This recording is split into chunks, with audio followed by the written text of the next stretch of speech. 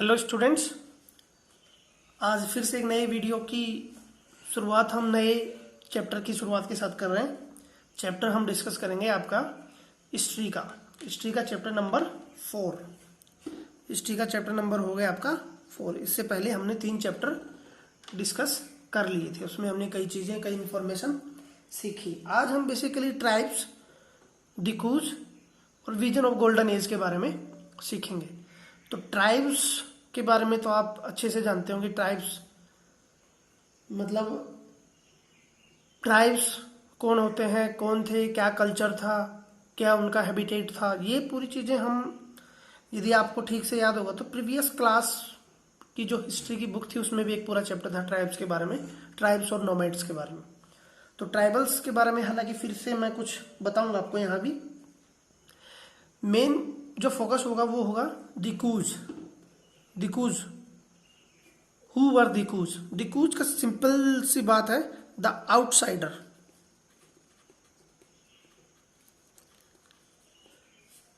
The people who were outsiders, वो क्या होंगे? सारे आपके डिकूज। आउटसाइडर कौन से थे? जैसे आपके पूरे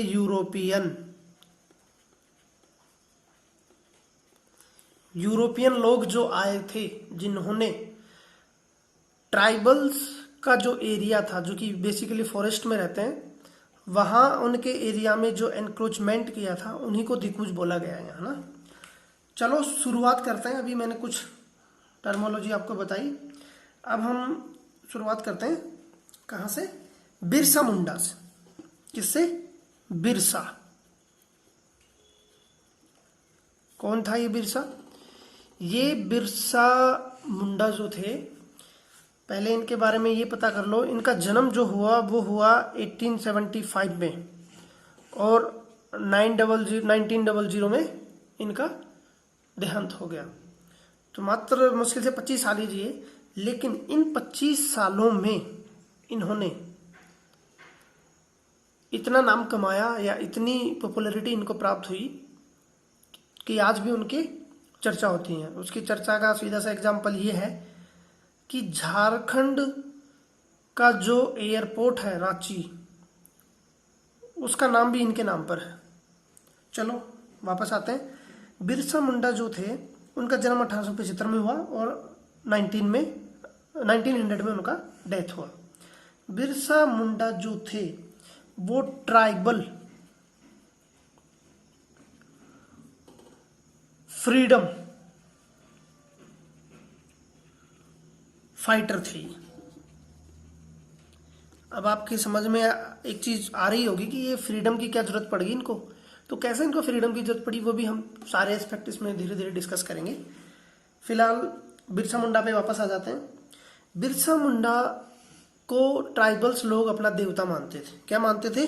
गॉड। क्यों मानते थे? क्योंकि उनका ये बिलीफ था, उनके ये विश्वास थे 1890s में कि बिरसा जो है वो किसी भी प्रकार की डिजीज क्यों ना हो, उसको ये क्या कर सकते हैं? ठीक कर सकते हैं। और इसके अलावा जो और भी उनके सामने समस्याएं थी, उनका पूरी तरह से क्या कर सकते थे? निदान कर सकते थे, उनका सॉल्यूशन ये कर सकते थे। जैसे उनको किसी प्रकार से ऐसे लगता हो कि इस बार हमें फसल वगैरह कम होगी, फसल बढ़ाने के लिए भी वो बिरसा की पूजा करते हैं, आज भी करते हैं। जो ट्राइबल्स लोग हैं, ट्राइबल्स बेसिकली कहाँ के ट्राइबल्स की हम बात कर रहे हैं? पूरे छोटा नागपुर के इर्द गिर्द की जो सारी ट्राइबल्स ग्रुप्स हैं, कौन कौन से ट्राइबल ग्रुप्स हैं वो सारे हम डिस्कस करेंगे। और मैं आपको मैप भी दिखाऊंगा, मैप में भी हम कई चीज़ें सीखने की कोशिश करेंगे। बहरहाल हम बिरसा मुंडा के बारे में सीख रहे हैं। तो बिरसा जो थे, उनका जन्म हुआ था, जैसे कि आप नाम से ही समझ पा रहे हैं, मुंडा एक झारखंड की ट्राइबल ग्रुप है या ट्राइबल कम्युनिटी है, ये याद रखिएगा। और बिरसा को उस समय के जितने भी ट्राइबल लोग थे वो इनको अपना लीडर मानते थे। और बिरसा ने भी खुद को, अपने आप को भगवान बताया था। वो बोलते थे कि भगवान ने मुझे जितने भी ट्राइबल्स लोग हैं उनकी जितनी भी माइजरी, जितनी भी प्रॉब्लम्स हैं, उनका निदान करने के लिए, उनको खत्म करने के लिए ही मुझे पैदा किया है। इसलिए लोग उनके पीछे हो गए, उनको भगवान या गॉड या देवता मानते हैं और आज भी वो लोग उनको फॉलो करते हैं, क्योंकि सारी समस्याओं के निदान का कारण या निदान का उपाय जो था वो बिरसा को वो लोग मानते थे। जितनी भी सारी समस्याएं थी उनमें मेजर जो समस्या थी वो थी स्लेवरी की। स्लेवरी, देखो प्रीवियस क्लास में हमने सीखा था कि शुरू में जो ट्राइबल्स लोग थे वो इंडिपेंडेंटली फॉरेस्ट एरिया में रहते थे, फिर धीरे धीरे कैसे उनका सोसाइटी के साथ कॉन्टैक्ट हुआ, कैसे कैसे वो चीज़ों का आदान प्रदान करने लगे, रेसिप्रोक्रेसी उसमें किस प्रकार से डेवलप हुई, तो वो कारण बनी थी स्लेवरी का। ये दूसरा कंसर्न हो गया, हालांकि थोड़ा थोड़ा हम इसमें डिस्कस कर लेंगे, लेकिन मैंने आपको इतनी चीज इसलिए बताई ताकि आप पिछले ईयर की चीजों को थोड़ा सा कोरिलेट कर सकें, याद कर सकें। स्लेवरी किससे? दिकूज से। अब दिकूज क्या है ये तो मैं बार बार आपको बताऊंगा नहीं। दिकूज आपको सबको पता हो गया, आउटसाइडर्स, जितने भी बाहर से लोग जो इनके डोमेन में जो आएंगे उनको ये दिकूज बोलते थे। तो दिकूज से, ये दिकूज जो स्लेवरी, इनको जो अपने दास या इनको जो गुलामी की जो जंजीरें थी उनसे जो आजाद दिलाने का उपाय जो मानते थे वो मानते थे बिरसा को, और इसमें इन्होंने रिवोल्ट भी किया था। रिवोल्ट हम यहाँ डिस्कस नहीं करेंगे, रिवोल्ट तो कई हुए हैं, बिरसा मुंडा रिवोल्ट हुआ है, संथाल रिवोल्ट हुआ है, सन्यासी रिवोल्ट हुआ है, 1857 के बाद की रिवोल्ट है ये सब।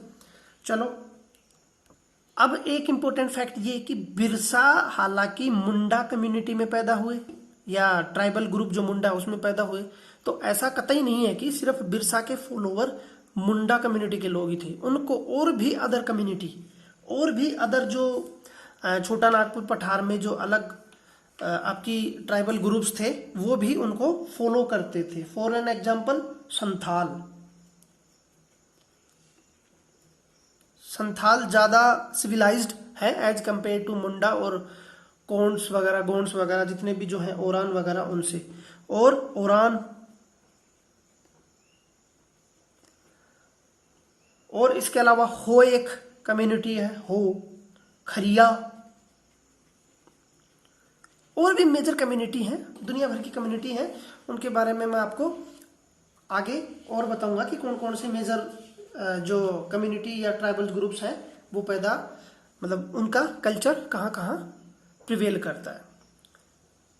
अब ये बात समझने के बाद में कि बिरसा के फॉलोवर ये सारे थे, तो एक चीज हमारे दिमाग में आती होगी और आनी भी चाहिए कि क्यों ये इनके फॉलोवर थे। कारण था इनके सिमिलर इंटरेस्ट थे। वो सिमिलर जो इंटरेस्ट थे या जो सिमिलर एक्सपीरियंस या प्रॉब्लम जो थी वो क्या क्या थी। जाहिर सी बात है, आप जरा गौर करेंगे तो देखो, ट्राइबल्स लोग किस में रिच होते हैं? इनके अपने कल्चर होते हैं, इनकी अपनी रिचुअल्स होते हैं, अपने ट्रेडिशंस होती हैं। उनमें यदि किसी प्रकार की डिस्टरबेंस होगी, कोई हिंडरेंस उसमें होगा, तो इनके इंटरेस्ट तो कहीं ना कहीं अफेक्ट हो रहे हैं। तो कॉमन इनका इंटरेस्ट था, इसीलिए ये सारे बिरसा के साथ खड़े हो गए। अब क्या क्या वो कॉमन इंटरेस्ट थे?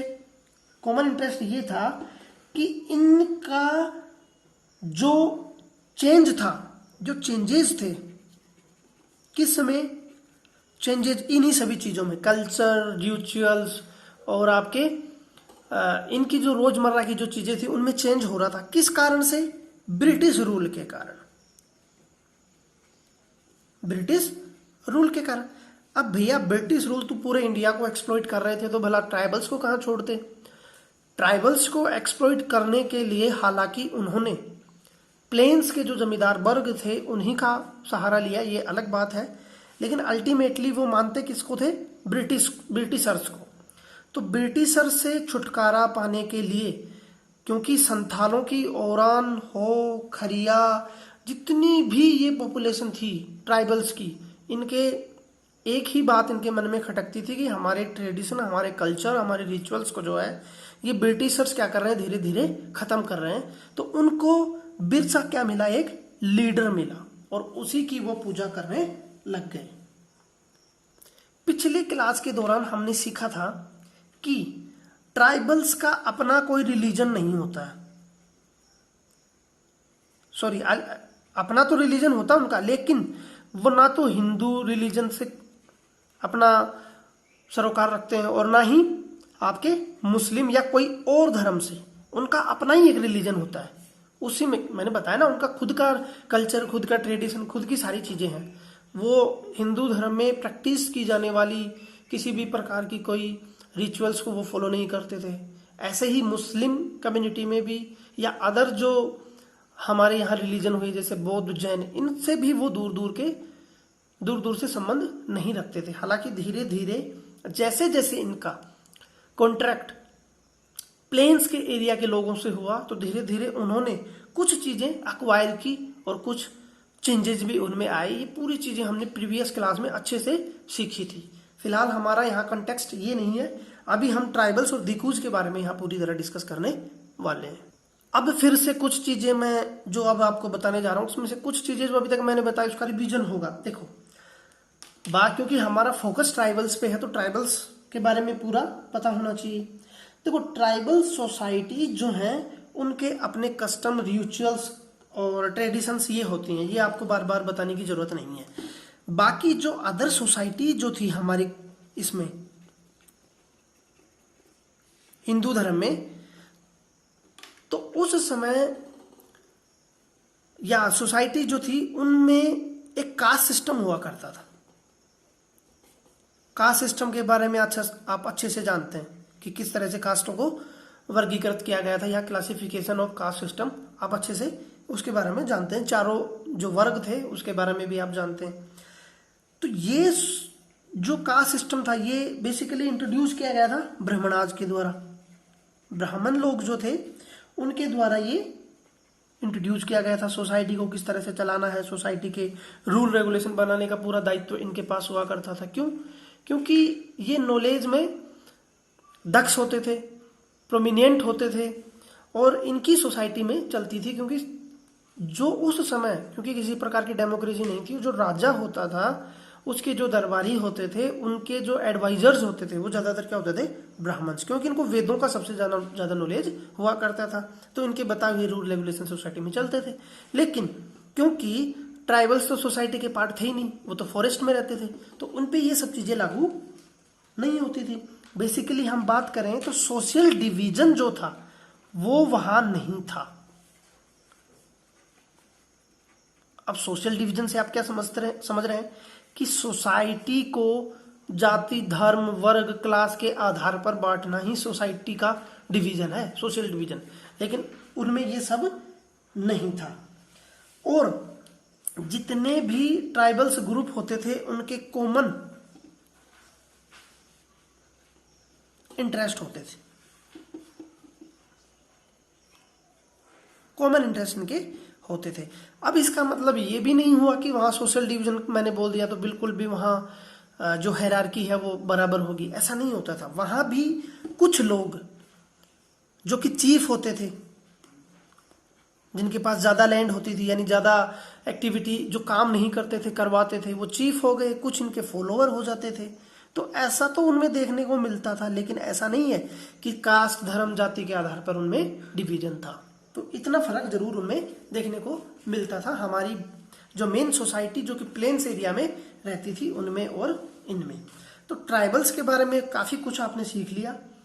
अब ट्राइबल्स की जो रोजमर्रा है, यानी कैसे वो इकोनॉमिक एक्टिविटीज करते थे, कैसे अपने लाइवलीहुड को वो चलाते थे, ये चीजें हम डिस्कस करेंगे और इनको हम 4 पॉइंट की मदद से सीखेंगे। पहला पॉइंट है कि कुछ जो थे कल्टीवेटर्स वो झूमिंग कल्टीवेटिंग करते थे।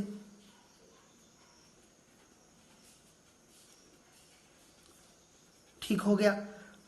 दूसरे जो थे यानी कुछ और जो ग्रुप थे वो हंटर्स थे, यानी हंटिंग का काम करते थे। जंगल में गए, जानवरों को मार लिया और डिस्ट्रीब्यूशन कर लिया और काम चल गया। गैदरिंग का काम करते थे। गैदरिंग में क्या होता था, जो प्रोड्यूस होते थे, किसका प्रोड्यूस, फॉरेस्ट प्रोड्यूस, उस पर डिपेंडेंट होते थे।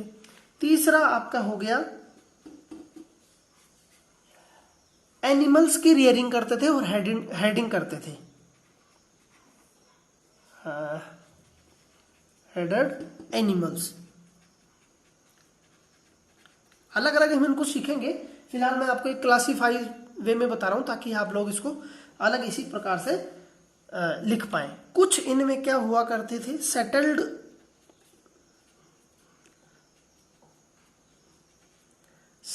क्या होते थे, आपके कल्टीवेशन करते थे या कल्टीवेटर। बेसिकली उनके जो क्रियाकलाप थे, जो एक्टिविटी थी, उनको हम इन 4 प्रकार में बांट सकते हैं। कुछ झूमिंग खेती, shifting cultivation, burn and slash cultivation, आप अच्छे से वाकिफ होंगे और भी आज इसके बारे में सीख लेंगे दोबारा से। बहुत ही इंपॉर्टेंट चीज है झूमिंग। झूमिंग आज हमारे नॉर्थ ईस्ट में ज्यादा प्रिवेल करती है। क्यों, एनवायरमेंट से रिलेटेड भी ये एक इश्यू है, तो वो भी हम एस्पेक्ट इसका देख लेंगे। हंटर्स गैदरिंग, ये सब पुराने एस्पेक्ट हुए, पुराने एस्पेक्ट में हम इसको सीखेंगे। उसके बाद में rearing of the animals, settled cultivators, कैसे धीरे धीरे वो सेटल्ड कल्टीवेटर्स में तब्दील हो गए। चलो फिर इसको क्लासिफाई करने के बाद में एक एक को डिस्कस कर ही लेते हैं। सबसे पहले हम डिस्कस करते हैं झूम कल्टीवेटर।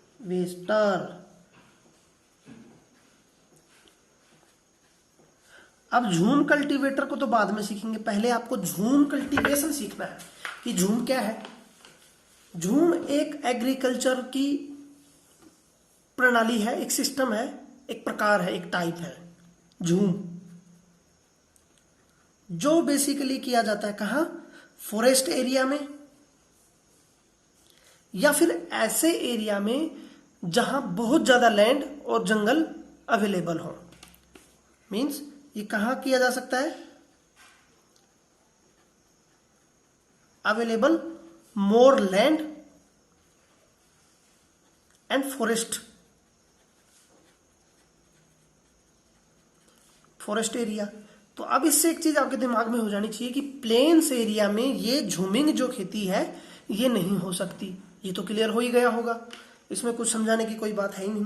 अब चलो झूमिंग में होता क्या है, देखो झूमिंग को मैं बेसिक कंसेप्ट में आपको समझा देता हूं। जैसे मानो ये कोई फॉरेस्ट कवर है, अब इसमें अलग अलग ट्राइबल ग्रुप है, एक ट्राइबल ग्रुप यहाँ है, एक यहाँ है, एक यहाँ है, एक यहाँ है, समझ गए आप।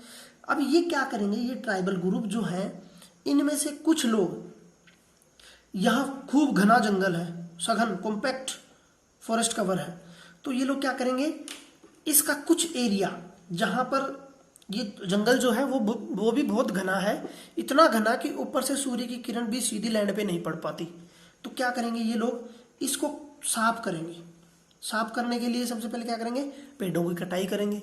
पेड़ों की कटाई करके हल्के जो उनके देसी वो होते थे, यानी इंडिजेनियस जो उनके होते थे टूल्स, ऐसा नहीं कि मॉडर्नाइज वे में कोई मशीन्स का यूज करेंगे, ट्रैक्टर का यूज करेंगे, नहीं। कल्टीवेशन में जाहिर सी बात है उनकी अपनी एक्स, कुल्हाड़ी बेसिक टूल्स हुआ। कुल्हाड़ी का काम क्या करेंगे, ट्री को साफ करेंगे। होय मतलब ये नहीं होती कुदाल टाइप में, कुदाल वगैरह का इस्तेमाल करते थे। मतलब कहने का मतलब ये है कि वो बेसिक अपनी जो इंस्ट्रूमेंट होते थे उन्हीं का इस्तेमाल करते थे। साफ कर दिया जी, साफ करने के बाद में क्या करेंगे, कुदाल की सहायता से इसकी हल्की सी खुदाई कर देंगे। पूरी तरह से ये डिपेंडेंट होगी किस पे, जरा बताओ, इरिगेशन की फैसिलिटी होगी कि नहीं होगी। यहाँ no irrigation facility, no irrigation facility, क्योंकि ये तो पूरी तरह से प्रकृति पे डिपेंडेंट है, प्रकृति से ही सब कुछ करते हैं। अब जब इसको खाली कर दिया तो यहाँ कुदाल से इसकी वो भी कर दी, खुदाई भी कर दी। उसके बाद में बीज जो होते हैं उनको स्कैटर्ड फॉर्म में यानी छिड़क देते हैं। ऐसा नहीं कि उनका प्लांटेशन करेंगे, छिड़क देते थे। फिर इसमें से जो पैदा होती है धीरे धीरे पैदा होगी, क्योंकि लैंड जो है वो फर्टाइल है। फर्टाइल का मतलब ये हुआ इसमें नाइट्रोजन खूब होती है और इसमें पोटेशियम और फास्फोरस, ये 3 चीजें होती है ना, एनपीके।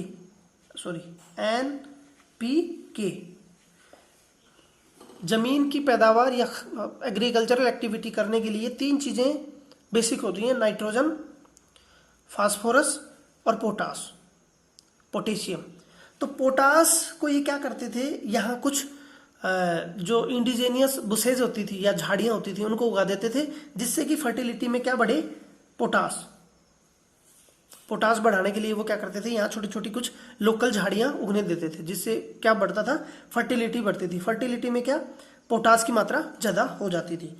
किसी प्रकार का कोई फर्टिलाइजर अलग से यूज नहीं करते थे, कोई मॉडर्न टेक्नोलॉजी इसमें इस्तेमाल नहीं होती। लेकिन इसका सबसे बड़ा डिसएडवांटेज ये होता है कि भैया ये पेड़ों को काट रहे हैं, अच्छी बात है, उनको जला रहे हैं, फिर साफ कर दे रहे हैं, फिर कुछ दिन, साल या 2 साल इस पे खेती करेंगे, फिर यहां से ये शिफ्ट कर जाएंगे दूसरे एरिया पर। कब, जब इसकी फर्टिलिटी पूरी तरह से लो हो जाएगी या लेस हो जाएगी, बिल्कुल कम हो जाएगी ना, तब ये दूसरे एरिया पर क्या करेंगे, शिफ्ट करेंगे। यही एक सबसे बड़ा कारण है कि ये एनवायरमेंट के हिसाब से भी बहुत कंसर्निंग चीज हो रही है, क्योंकि इसको कई चीजों से नाम, जूमिंग जो खेती है इसके अदर नाम हो गए शिफ्टिंग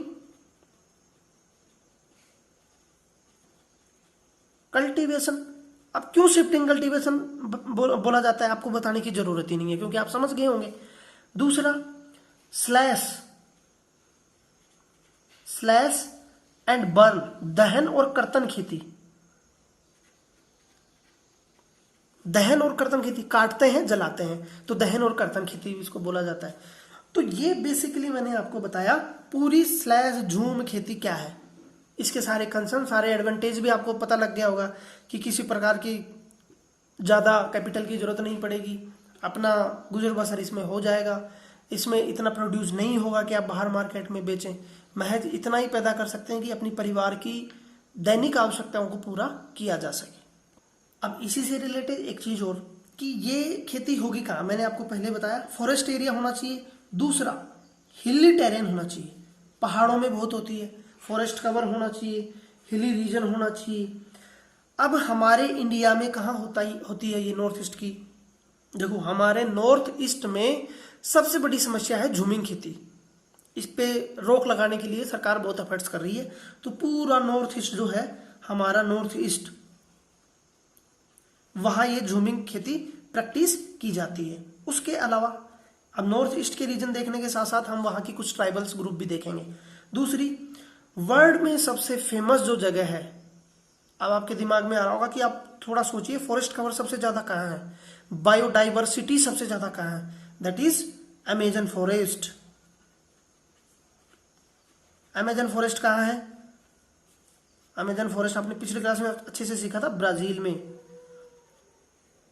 ब्राजील, वेनेजुएला, बोलाविया, ये सारे कंट्री हैं उसका आसपास का, जहां अमेजन रिवर बेसिन है, हम मैप में देखेंगे उसकी लोकेशन आज फिर से।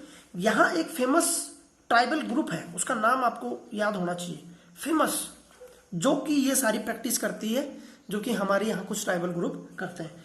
उस ट्राइबल ग्रुप का नाम है देखो प्रोनाउंसिएशन में थोड़ा सा आप अपने हिसाब से देखिएगा, यनोमामी, इतना टिपिकल भी नहीं है, यनोमामी, ये वर्ल्ड फेमस ट्राइब ग्रुप है जो कि अमेजन फॉरेस्ट में मिलता है, और ये स्लैश बर्न शिफ्टिंग कल्टीवेशन को ये प्रैक्टिस करते हैं। अब हमारा थोड़ा सा इंपॉर्टेंट कंसेप्ट आ गया मैप का, तो हम मैप पे थोड़ा सा शिफ्ट करते हैं। ये आपके सामने हमारा वर्ल्ड मैप है, सही बोल रहा हूं मैं, नहीं इंडिया का मैप है ना। चलो अब इसको सीखने के लिए आपको जाना होगा, हमने जहां सबसे पहले किसका जिक्र किया, नॉर्थ ईस्ट, तो ये पूरा इंडिया, ये नॉर्थ, ऊपर को नॉर्थ, ये साउथ, ये ईस्ट और ये वेस्ट, तो नॉर्थ ईस्ट मतलब इधर हमने मूव करना पड़ेगा।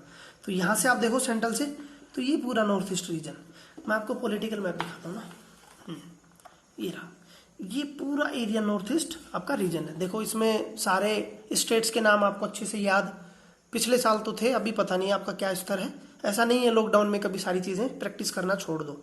चलो आज से फिर से हम एक प्रण लेते हैं कि आज हम मैप वर्क में पूरे जितने नॉर्थ ईस्ट के रीजन हैं सारों को अच्छे से अपने दिमाग में बिठाएंगे कि कौन सा स्टेट किस से और कितने स्टेट से अपनी बाउंड्री शेयर कर रहा है। इसमें आप एक चीज देखेंगे कि असम एक ऐसा रीजन है जो सारे नॉर्थ ईस्ट रीजन से टच करता है। देखो असम को टच कर देख लो आप, अरुणाचल प्रदेश से टच कर रहा है, ये कर रहा, नागालैंड से टच कर रहा है, ये कर रहा, मणिपुर से कर रहा है, ये कर रहा, मिजोरम से कर रहा है, ये कर रहा, त्रिपुरा से कर रहा है, ये कर रहा, मेघालय से कर रहा है, कर रहा है, तो सभी से कर रहा है।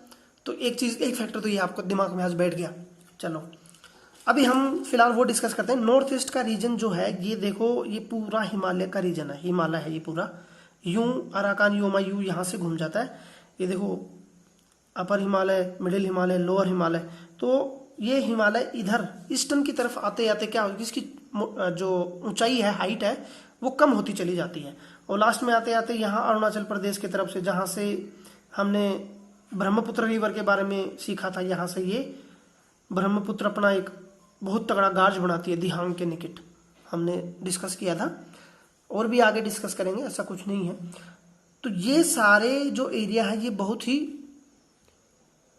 मतलब यहाँ की टोपोग्राफी जो है वो कैसी है, हिली, यहाँ बहुत पर्वतीय प्रदेश जो है वो है। अब यहाँ जो बेसिकली आपकी ट्राइब्स हैं वो आपने नागा देखी होंगी, मैती, गारो, खासी, जयंतिया, अहोम, ये सब जो है ये ट्राइब्स यहाँ मिलती हैं, और ये सारी क्या करती हैं, जो प्रैक्टिस मैंने आपको बताई वो ये सारी करते हैं। उसके बाद में छोटा नागपुर का पठार का एरिया, ये पूरा छोटा नागपुर का पठार का एरिया पड़ेगा बेटा। ये छोटा नागपुर का पठार जो है उसका बहुत ही ज़्यादा इंपॉर्टेंस है। ज़्यादातर एरिया उसका झारखंड, छत्तीसगढ़, उड़ीसा और पश्चिम बंगाल, याद रखना, इन पूरे रीजन्स में उसका एरिया फैला हुआ है। और यहीं ऊंची ऊंची पहाड़ियाँ हैं, छोटी छोटी ऊंची ऊंची पहाड़ियाँ हैं, और जंगल भी घने हैं। और यहाँ भी ट्राइब्स लोग ये कुछ जो प्रैक्टिसेस हैं स्लैश और बर्न वाली, ये प्रैक्टिस हालांकि अभी इन पे रोक लगी है, लेकिन पहले काफ़ी एक्सरसाइज की जाती थी। अब हम सीधा शिफ्ट करेंगे वर्ल्ड पे, अमेजन थोड़ा सा देख लेते हैं। ये मैंने आपके सामने मैप रखा है, अब सभी आप आकृति देख के अनुमान लगा रहे होंगे कि किस कॉन्टिनेंट का ये मैप है। कुछ बच्चे तो आसानी से पता लगा पाएंगे, और कुछ बच्चों को समझ में नहीं आ रहा होगा, तो वो अपनी एफिशिएंसी को क्या करें, इम्प्रूव करें। तो ये है हमारा साउथ अमेरिका कॉन्टिनेंट, और इसी में तो है हमारी अमेजन फॉरेस्ट और अमेजन रिवर। सेल्वास क्या है अच्छे से आपको पता होना चाहिए ना, pampas, compass, savanna, steppes, veld, ये तो प्रेरीज, ये सब आपने सीख रखा है, आप सब एक्सपर्ट हैं उसमें। चलो फिलहाल हम देख लेते हैं हमारी अमेजन का जो चीज़ें हैं वो कहाँ हैं। देखो बेटा ये अमेजन रिवर है, ये देखो ये अमेजन रिवर है, आपको दिख रही होगी। अमेजन रिवर गिर कहाँ रही है, ये रही ब्राजील में एक जगह है, वहां से ये मराका द्वीप है। हालांकि आप उसको याद मत रखो, लेकिन इतना याद रखो कि अपना जो वाटर है ये इक्वेटर के पास में, बिल्कुल इक्वेटर, ये है इक्वेटर, ये देखो ये इक्वेटर है, ये 0 डिग्री इक्वेटर। अब अमेजन ये रिवर है। अब मैं बात करता हूँ बेसिन की। आज यहाँ ज्योग्राफी का एक चैप्टर क्लियर, एक कंसेप्ट क्लियर हो जाएगा। बेसिन किसको बोलते हैं? बेसिन को समझने से पहले आप बेसिक अपना जो घर का कंसेप्ट है वो समझिए। आप हाथ धोते हैं, हाथ धोने के लिए वॉश बेसिन का इस्तेमाल करते होंगे, तो उसकी आकृति कैसे होती है? ऐसे ऐसे होती है। आप इसमें हाथ धोएंगे, पानी क्या धाराओं में बहकर एक नली में चला जाएगा, जाता है कि नहीं नीचे, उसको हम वॉश बेसिन बोलते हैं। तो वही कंसेप्ट यहाँ से लिया गया। कैसे? ये मेन रिवर हो गई, मेन जो स्ट्रीम है वो ये है। अब इसमें कुछ रिवर इसके इस तरफ से आएंगी, कुछ वेस्ट से आएंगी, कुछ राइट से आएंगी, कुछ दाहिने से बोलो, कुछ बाएं से बोलो। तो ये सारी रिवर का जो तंत्र बनेगा, पूरा एरिया, ये इसको बेसिन बोला जाता है। तो ये रिवर बेसिन है, कौन सा? Amazon river basin. और यही फॉरेस्ट कवर जो है वो वर्ल्ड का सबसे फेमस और सबसे कॉम्पैक्ट या सबसे सघन जो वन है वो यही मिलते हैं, सेल्वा, ये आपके अमेजन में। और इसी को बोला जाता है लंग्स ऑफ द अर्थ, पृथ्वी के फेफड़े भी बोला जाता है इनको। क्यों? क्योंकि यहां से ऐसा बोला जाता है कि जितनी भी पोल्यूटेड एयर है वो यहां से प्यूरिफाई होके आती है। लंग्स का काम क्या होता है? हमारे शरीर के अंदर जो लंग्स या फेफड़े हैं वो क्या काम करते हैं? एयर को प्यूरिफाई करते हैं। तो इसको लंग्स ऑफ द अर्थ बोला जाता है। चलो यहाँ एक मैंने वो बताई थी ट्राइब्स का नाम आपको अच्छे से पता होगा। योनामामी यही मिलती है। योनामामी जो है बोलोविया, यहाँ बोलोविया है, सॉरी वो देख लेते हैं पॉलिटिकल मैप। हाँ ये रहा, ये ब्राजील हो गया, ये बोलीविया हो गया, यहाँ मिलता है वो पूरा। और ये आपकी पूरी रिवर बेसिन है, ये पूरा रिवर बेसिन हो गया आपका। तो चलो आपको इंपॉर्टेंट कंसेप्ट भी समझ में आ गया। अब वापस हम शिफ्ट करते हैं ज्योग्राफी से हिस्ट्री पे। हिस्ट्री में हम कहाँ थे? हाँ पूरा आपका जूमिंग हो गया। अब हम दूसरा देखेंगे आपका हंटर्स और गैदरर्स। कुछ जो ट्राइबल्स ग्रुप है वो हंटरिंग और गैदरिंग का काम भी करते हैं। अब जैसा नाम से आपको लग रहा है कि कुछ ट्राइब्स ग्रुप, अब कुछ में क्या क्या है वो हम देख लेते हैं। लेकिन एक मिनट, दूसरा हम डिस्कस करेंगे इसमें हंटर्स एंड गैदरर्स, यानी हंटिंग करेंगे और जो प्रोड्यूस होंगे उनको गैदर करेंगे, उनको इकट्ठा करेंगे। इस प्रकार की जो एक्टिविटीज या प्रैक्टिसेस जो है वो उड़ीसा में एक ट्राइबल ग्रुप है, दैट इज खोंड्स, दैट इज खोंड्स। इसके द्वारा सबसे ज्यादा की जाती है। ये क्या करती है, जो झूमिंग कल्टीवेशन है उसमें, इसका मतलब ये नहीं कि कतई नहीं है, कुछ परसेंट 2-4% लोग करते होंगे, लेकिन ज्यादातर जो मेजोरिटी ग्रुप जो है वो किस में इन्वॉल्व है? हंटिंग में। हंटिंग में क्या करेंगे, ये जो एनिमल्स होते हैं, जंगली जो जानवर होते हैं उनको मारेंगे, उनसे क्या प्रोड्यूस होगा? मीट। उनकी मीट का क्या करेंगे, ये आपस में डिस्ट्रीब्यूशन कर लेंगे, बांट लेंगे। एक जानवर मार लिया, पूरा कबीला खाएगा आराम से, चलो जी। उसके बाद में जो प्रोड्यूस होगा, इसके अलावा जैसे बच गई खाल वगैरह, उसके ये अपने वस्त्र वगैरह ये सब बना लेते हैं। इसके अलावा कुछ लोग किस पे डिपेंड करते हैं? गैदरिंग पे। गैदरिंग में क्या करते हैं ये, जैसे फ्रूट्स हो गए, जंगल में रह रहे हैं तो फ्रूट्स तो मिले ही मिलेंगे, नेचुरल वेजिटेशन काफी हो जा रही है। इसके अलावा और जो चीजें हैं उनको भी ये कलेक्ट करते हैं। मतलब ये बात हम इसमें बोल सकते हैं कि इस प्रकार के ग्रुप के लोगों के लिए फॉरेस्ट जो है वो असेंशियल चीज हो गई। असेंशियल क्यों? सर्वाइवल के लिए।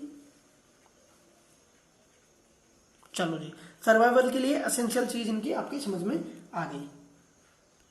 इसके अलावा क्या करते हैं, फ्रूट्स ले लेंगे, कुछ और प्रकार की नेचुरल वेजिटेशन ये ले लेंगे।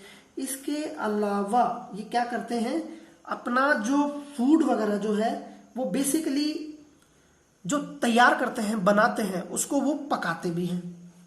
कुक्ड फूड खाते हैं, ये पकाकर खाते हैं। पकाने के लिए ये यूज करते हैं किसका? ऑयल का। ये जो ऑयल जो प्राप्त करते हैं, ये 2 प्रकार के पेड़ों से ये प्राप्त करते हैं, एक तो साल और दूसरा महुआ। महुआ एक ऐसा भी पदार्थ है, एक ऐसा भी पेड़ है जिससे वो बनाई जाती है क्या? शराब। लोकल लेवल पे जो आदिवासी लोग शराब पीते हैं, बिहार झारखंड एरिया में काफी प्रचलित है ये। साल के बीजों से भी तेल बनाया जाता है, महुआ के पत्तियों से तेल बनाया जाता है। उस तेल का इस्तेमाल करेंगे ये खाने को पकाने में। इसके अलावा और क्या करते हैं भैया, ये जो नेचुरल श्रब्स और अलग जो हर्ब्स होती हैं वहां, मतलब छोटी छोटी झाड़ियां जो होती हैं, उनका ये इस्तेमाल करते हैं मेडिसिनल पर्पज के लिए।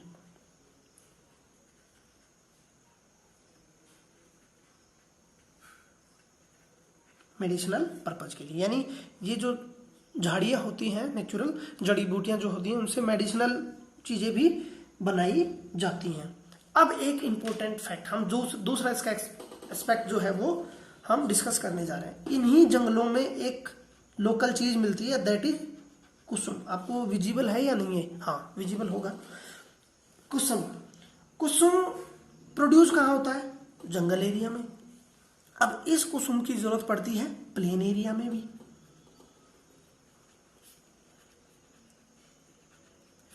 प्लेन एरिया में कुसुम और इसके साथ एक और है प्लास।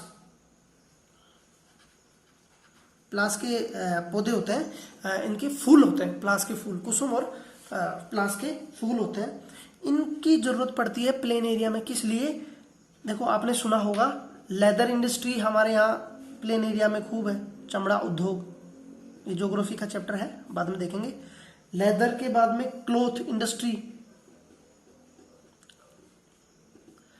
इन कपड़ों और चमड़ों के जो प्रोडक्ट्स हैं उन पे कलरिंग के लिए, कलर करने के लिए कुसुम और प्लास के पेड़ों की, पत्तों की या सॉरी फूलों की जरूरत पड़ती है। इसके लिए जो मर्चेंट्स होते हैं कहाँ के? प्लेन्स एरिया के, वो टोटली डिपेंडेंट होते हैं किन पे? इन लोगों पर, आदिवासियों पर।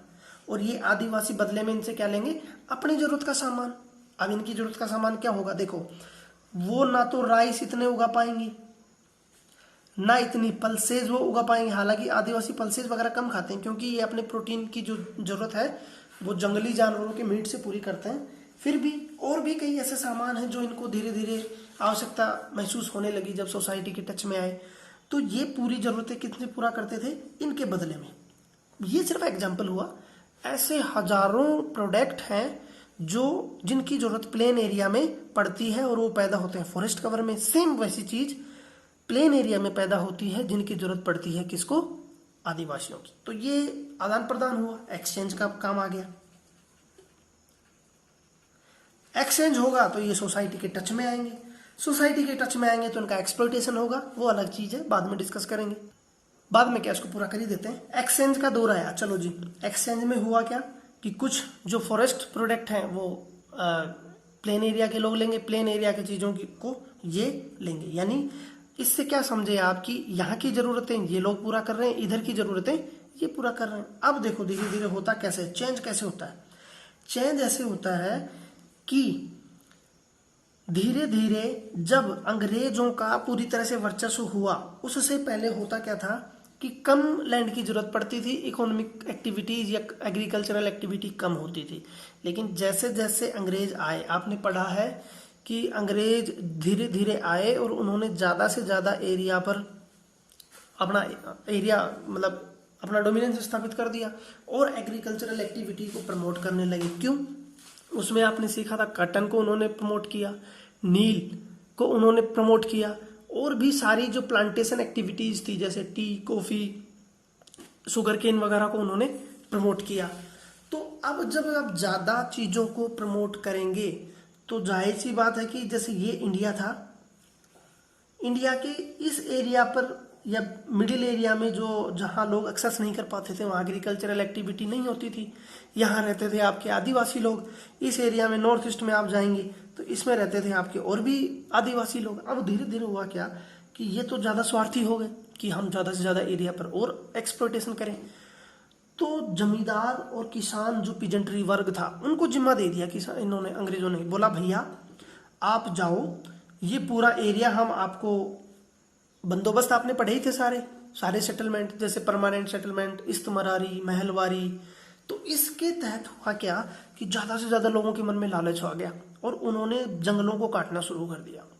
अब जंगल जब काटेंगे तो जो आदिवासी हैं उनका एरिया तो कॉन्ट्रैक्ट होगा, यानी सिमटेगा, कम होगा, तो क्लैसेज होंगे, तो इनमें क्लैश भी होना शुरू हो गई। ये चीजें हमने प्रीवियस क्लास में भी डिस्कस की थी, लेकिन क्योंकि यहाँ भी इनका कंसर्न है तो हम यहाँ भी डिस्कस कर ले रहे हैं। अब चलो अच्छी बात हो गई, धीरे धीरे लोग यहाँ से यहाँ गए, यहाँ से यहाँ गए, धीरे धीरे इनकी एक्टिविटी ज्यादा होती चली गई। अब अंग्रेज धीरे धीरे क्या हुआ, उनको हंटिंग का भी शौक हुआ करते थे, वो लोग जंगलों में जाते थे, जानवरों की हत्या करते थे शौक के लिए, सिर्फ शौक के लिए। और इसके अलावा जितनी भी प्लेन्स में इंडस्ट्रियल एक्टिविटीज हो रही थी, जैसे ब्रिज आपको बनाना है, आपको रेल के लिए पटरी बिछानी है तो लकड़ी चाहिए, घर बनानी है लकड़ी चाहिए, उसके लिए भी जंगलों की अंधाधुंध कटाई होने लगी और आदिवासी जो है वो कुछ एरिया में सिमट कर रहने लगे। तो ये क्लैश हो गया। ये मैंने आपको एक जनरल ट्रेंड बताया। इसके अलावा सोसाइटिक हम देखें, सोसाइटी में क्या चेंज आए, तो सोसाइटिक चेंज हम देखें तो पहले इसको बदल लेते हैं। हाँ, सोसाइटी में चेंज इस प्रकार आया कि मैंने आपको समझाया कि किस तरह से लोग एक दूसरे के संपर्क में आने शुरू हो गए। अब क्योंकि प्लेन्स एरिया में एग्रीकल्चरल एक्टिविटी या दूसरी इंडस्ट्रियल एक्टिविटी ज़्यादा हो रही थी। अब ज़्यादा हो रही थी तो उनको किसकी ज़रूरत पड़ेगी? ज़्यादा लेबर की। अब हुआ क्या कि जो आदिवासी लोग जो थे ना, जो फॉरेस्ट कवर में या हिली टेरेन में रहते थे, वो धीरे धीरे प्लेन्स में आने लगे और जो लेबर की ज़रूरत थी उसको पूरा करने लगे। यानी इससे क्या समझे, मतलब वो लेबरिंग का काम भी करने लगे। अब लेबरिंग का काम आप करोगे, दिन रात किसी सोसाइटी के साथ रहोगे, तो कुछ ना कुछ उनकी जो कल्चर है वो तो चेंज होंगे, डाइल्यूट होंगे। डाइल्यूट हुआ धीरे धीरे। ऐसा नहीं हुआ कि सोसाइटी में सिर्फ ये लोग ही इधर आए, सोसाइटी के और लोग फॉरेस्ट कवर की तरफ जाने लगे, फॉरेस्ट एरिया में जाने लगे।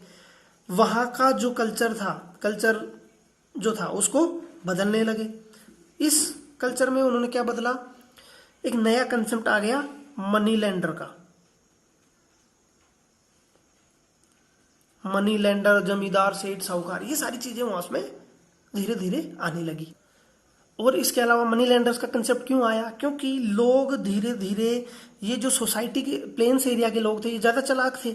इन्होंने अपना पैसा जो था ट्रेडिंग का, ट्रेडर्स, व्यापारी लोग, वो जाने लगे कहाँ? जंगलों में। अब आप सोचिए क्यों गए होंगे?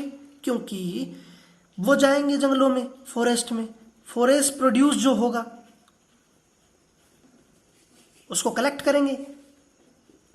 कलेक्ट करने के लिए उनको पैसा देंगे, पैसा लेके यहाँ से सस्ती दरों पर उनको कलेक्ट करके और मार्केट में उनको हाई प्राइस पे बेचेंगे। तो ये उनका प्रॉफिट मेकिंग सिस्टम हो गया। मनी लेंडिंग का सिस्टम भी लेबरर्स में, इनमें ट्राइबल्स में आने लगा। तो ये सोसाइटी का धीरे धीरे चेंज होने लगा। लेकिन धीरे धीरे फॉरेस्ट कवर के लोगों को ये समझ में आने लगा कि ये जो मनी लेंडर्स और जो ट्रेडर्स हैं वो हमारे लिए क्या है?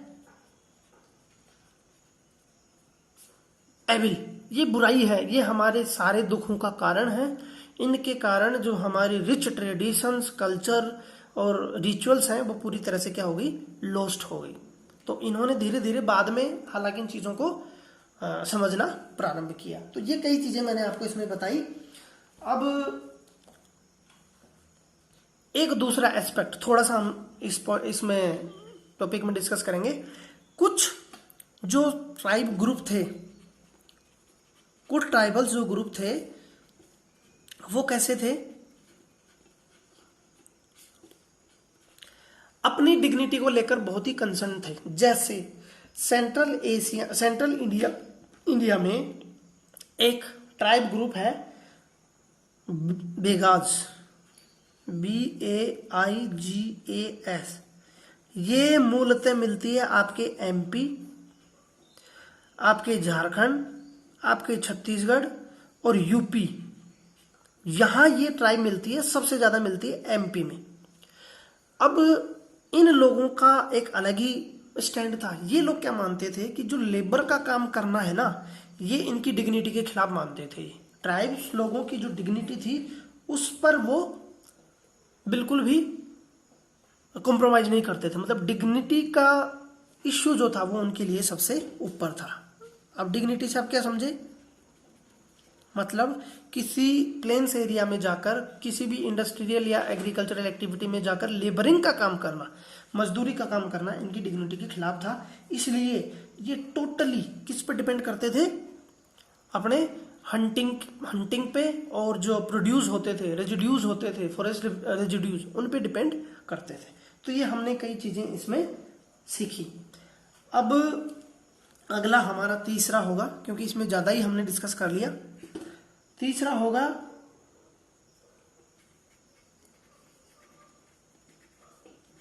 कुछ ट्राइब्स लोगों ने एनिमल्स वगैरह को पालना शुरू किया था, या ये शुरू से ही ऐसी एक्टिविटी करते थे।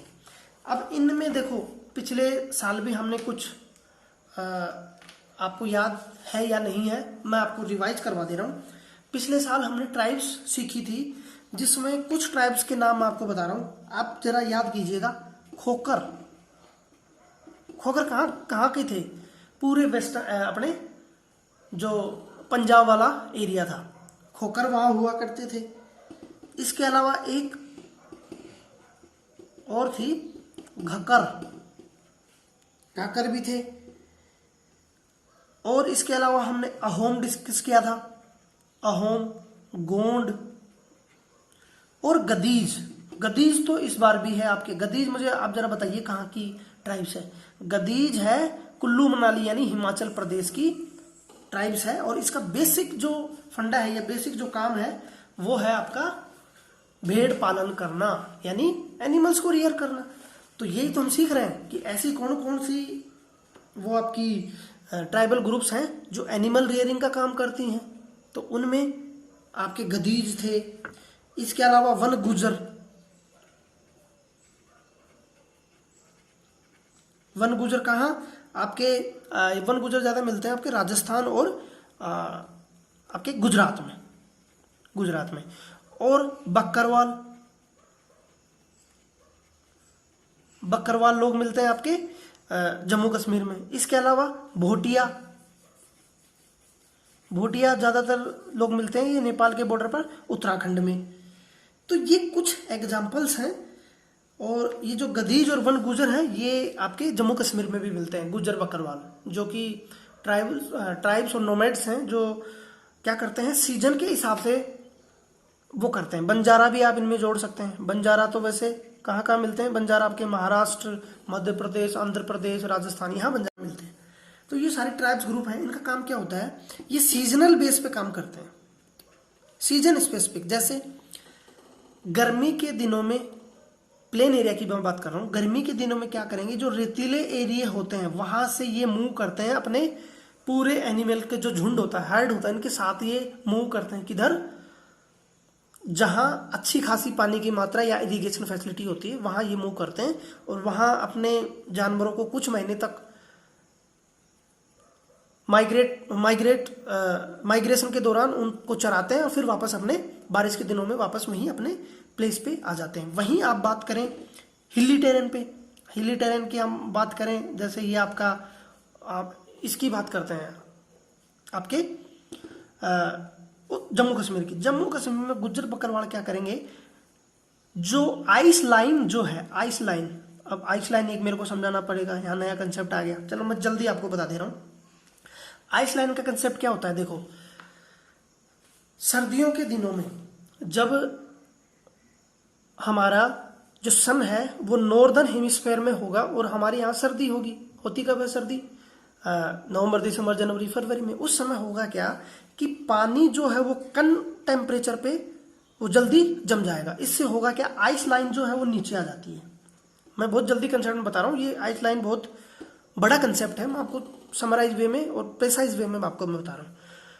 वहीं जब साउथवर्ड मूव करेगा, यानी साउथ हेमिस्फेयर में जब ये चला जाएगा, तो जो हाई लेवल की जो पीक्स हैं वहां क्या होगा, जो आपकी आइस जो है वो ऊपर जाकर जमने लगेगी, यानी आइस लाइन ऊपर को शिफ्ट कर जाएगी। इसमें होगा क्या कि जो लोग यहाँ रहते थे वो सर्दियों में तो नीचे आ जाते हैं और गर्मियों में ऊपर चले जाते हैं, क्योंकि गर्मियों में जब यहाँ सीधी वर्टिकल होगा तो यहाँ बर्फ पिघलेगी तो मुलायम घास यहाँ निकलेगी, और मुलायम घास जो है वो जानवरों के लिए बहुत हेल्दी रहती है, बहुत उसमें दूध भी अच्छा पैदा होता है, प्रोटीन की मात्रा भी अच्छी होगी, तो ये लोग यहाँ शिफ्ट कर जाते हैं।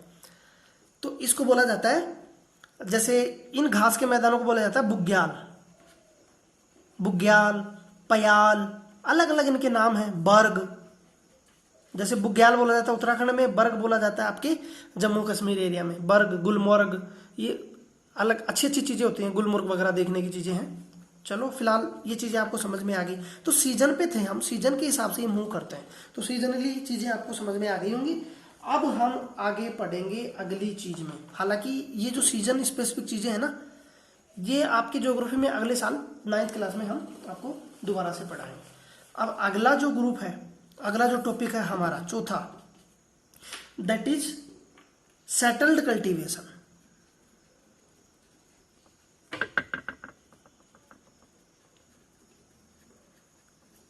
अभी तक हमने सीखा कि कुछ ट्राइब ग्रुप्स तो स्लैश एंड बर्न पे डिपेंड करते हैं, कुछ एनिमल्स को पालते हैं, और कुछ लोग टोटली फॉरेस्ट रेजिड्यूज और गैदरिंग हंटिंग पे डिपेंड करते हैं। लेकिन क्योंकि धीरे धीरे 19th सेंचुरी के बाद में, यानी 19 सेंचुरी के लास्ट में लोग धीरे धीरे नीचे उतरने लगे, प्लेन्स के एरिया के टच में आए, तो वो सिविलाइज्ड हुए ज़्यादा, यानी सोसाइटी में उन्होंने अपने आप को आत्मसात किया।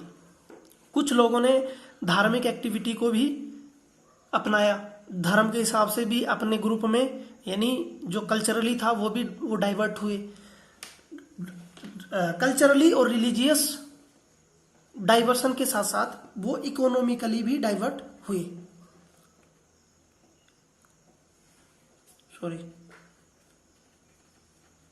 इकोनॉमिकली भी वो डाइवर्ट हुए। इस इकोनॉमिकली भी डाइवर्सन में क्या हुआ, वो धीरे धीरे जहां वो शिफ्टिंग और आपकी झूमिंग खेती करते थे वहीं वो सेटल्ड होने लगे।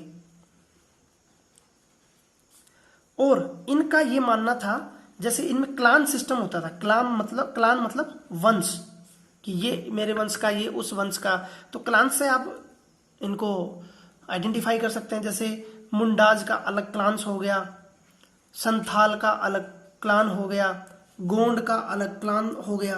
तो ये अलग अलग कम्युनिटी क्लान के आधार पर क्या होती थी, बढ़ती थी, वंश के आधार पर।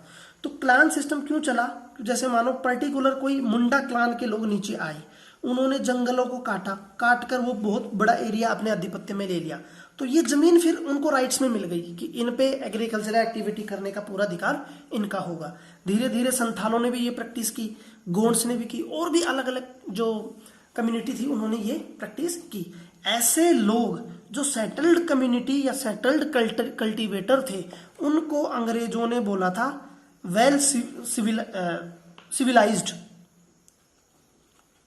कि ये लोग जो हैं वो बहुत सभ्य हैं और सेटल्ड लोग हैं, और ये बिल्कुल भी वाइल्ड या जंगली जैसे लोग नहीं हैं। तो ये अंग्रेजों का ऐसा बोलना था। अब ये सारी कम्युनिटी चीजें आएंगी तो देखो इसमें होगा क्या, क्लान्स आया, एक क्लान्स आया, उसने बहुत सारी जमीन अक्वायर की। तो ऐसा नहीं है कि सारे लोग, जैसे 100 लोग आए तो 100 को बराबर मिलेगी। कुछ लोगों में तो परमानेंट ही लीडरशिप की क्वालिटी होती है, तो वो ज्यादा से ज्यादा चीजों को वो कर लेंगे, अक्वायर कर लेंगे।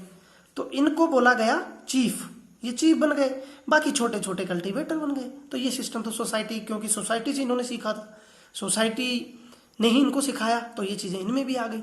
अपनी जो मूल चीजें हैं वो छोड़कर ये यहाँ इनमें बसने लगे। तो ये चीजें हमने अभी तक, चारों चीजें हमने ब्रीफली बोलो या डिटेल में बोलो, अच्छे से सीख लिया। अगले वीडियो में हम सीखेंगे आपका कि कॉलोनियल रूल के बाद में या जब अंग्रेज आए तो और किस तरह से ये अफेक्ट हुए, यानी अंग्रेजों ने इनको किस प्रकार से अफेक्ट किया, ये अगले वीडियो में।